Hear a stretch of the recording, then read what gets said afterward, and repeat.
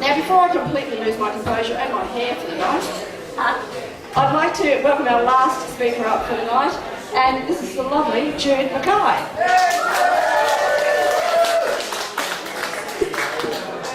Now, I've had the pleasure of knowing Jude for a number of years now, and she's a great storyteller. So I'd like to finish off tonight. I want you to tell me why the Camp Club was so damn special for you. Well, the first thing that I would like to do is acknowledge the original owners of this land and say that we're privileged to be here.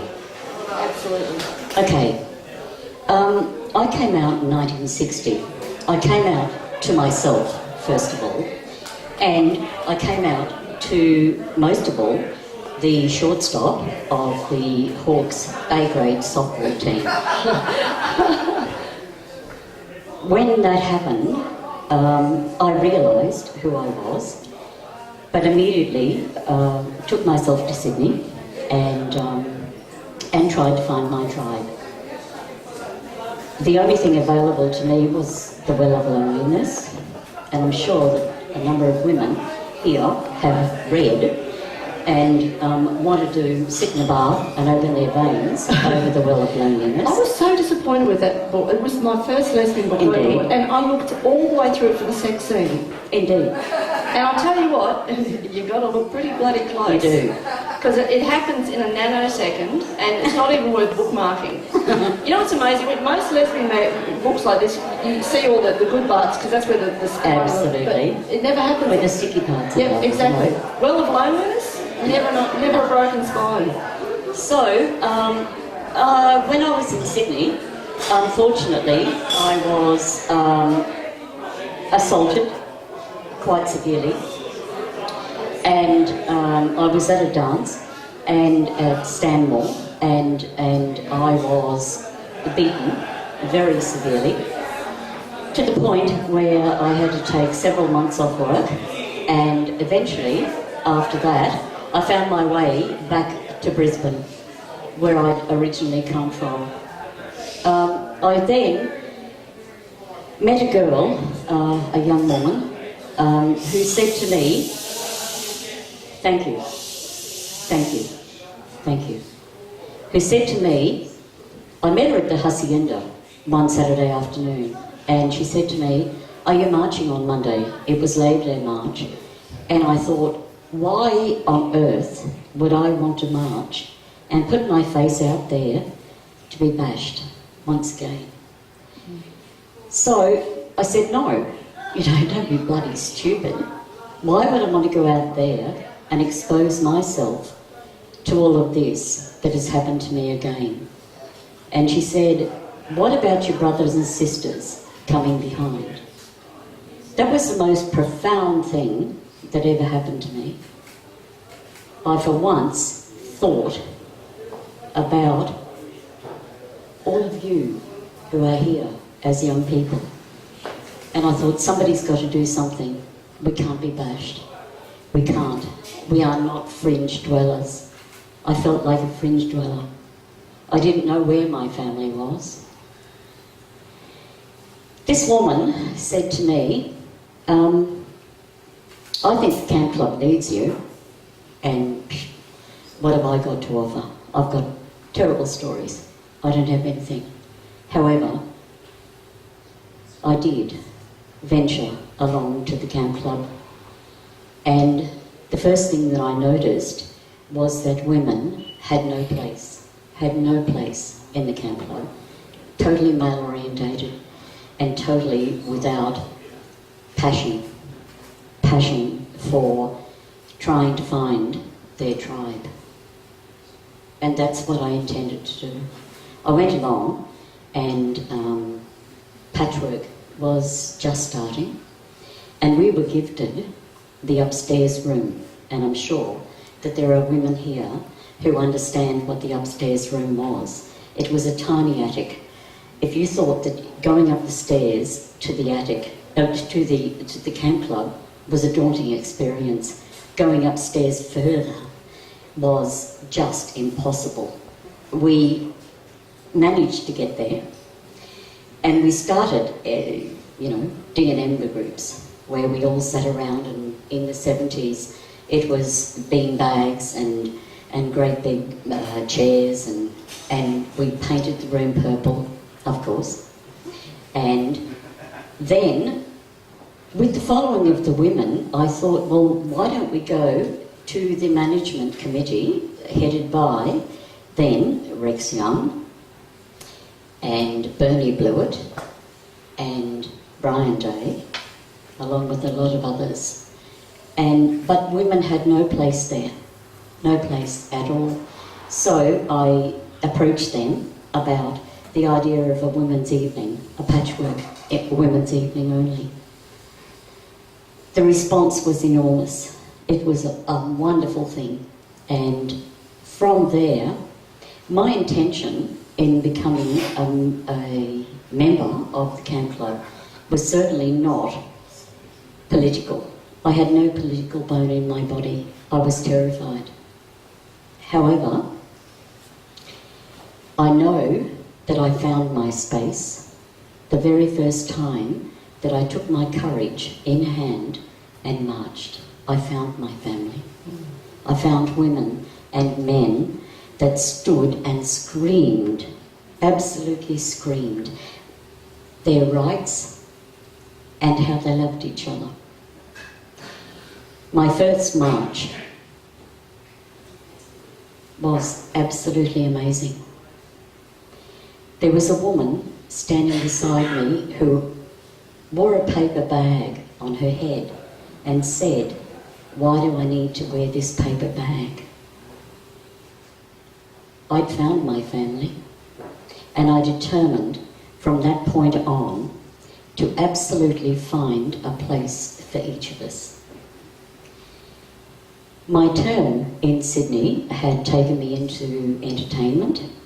It had taken me to a point of Karingles. I don't know if anyone's from Sydney. However, we did drag shows, and I thought this whole environment needs to be not so dense, not so absolutely overwhelmed with no place. And so what we did was we started a music group, found people that performed, and we set out to make our mark on Brisbane. What ensued from there was an amazing sense of family. We started a lesbian mothers group, and each march, each of us as lesbian mothers, and I was one, would carry our children on our shoulders. And I loved it, and so did the kids. They loved it. We would have somebody standing there and giving an L, give us an E, give us an S, yes, what do you got? Lesbians! So,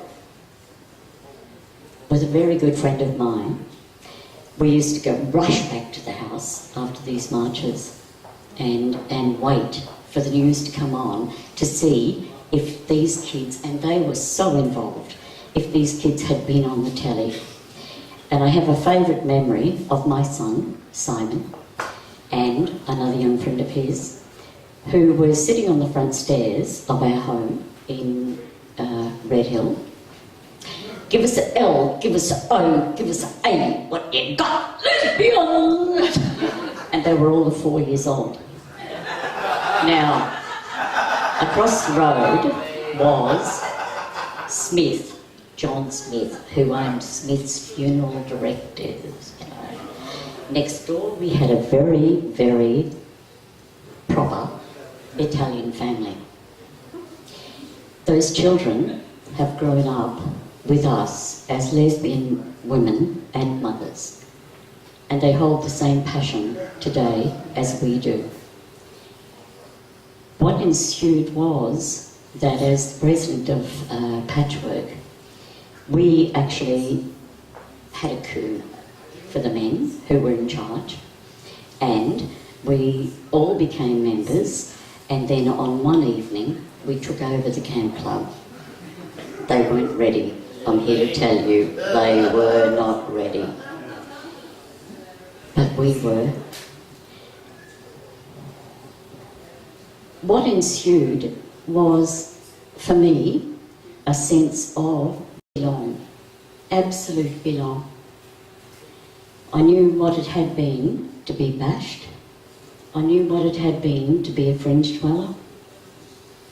But I knew family. And even though within all families we have lots of disgruntlement, we sorted it. We did sort it. So, as I progressed, I thought, we are going to make a difference here. We are going to make a difference. I saw lots of saucepans find their lids. An evening would happen and you'd think, this woman is never going to find another person, honestly. But there were lids for everyone.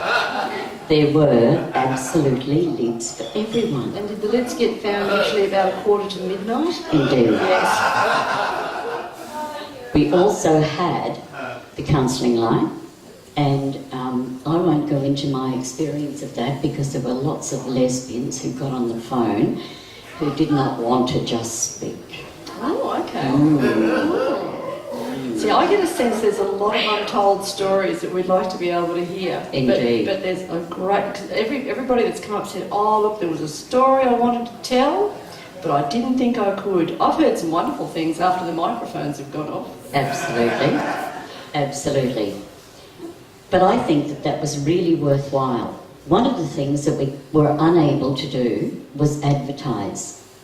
We approached the Courier Mail. Oh, certainly you can't put the lesbian? What do you mean lesbian? You can't put lesbian and homosexual in, talking about... So what we did was actually advertise in every newsletter and every newspaper overseas. So every lesbian and homosexual who came to Brisbane knew about the camp club. And we had an amazing array of young people coming through. This went on for several years, about 3 I believe. However, I was at home one morning and I received a phone call. It was about the time of the police investigation into policing in Queensland and getting rid of the lesbians and homosexuals. So my phone number was absolutely available to everyone, and I got a phone call from a young constable and her partner who'd been on their first tour, placed out in Western Queensland, and she rang me and she said, pardon the language, but she said, my sergeant of police has told me that I'm to leave town and I'm to take my cunt-loving partner with me. I tell you, folks, I just slid down the wall. I absolutely thought that I was making a difference. I did. However, that was enough. That was enough. I thought, how on earth can we make a difference? But I look in the room today and I will say to all of the young people who are here, drink at the well, but remember who dug it. Absolutely. And that's a great way to finish, I think. Thanks, Jude.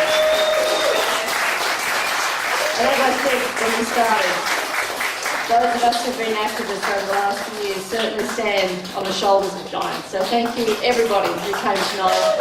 I'd also like to thank very much the performers that we had, who were just wonderful. I'd love to thank the staff of Quack, who did a remarkable job pulling this together in the time that they did.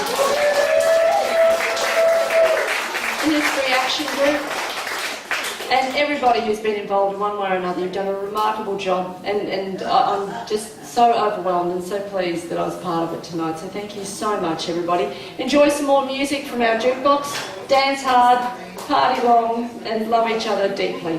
Stay safe, everybody. Thank you.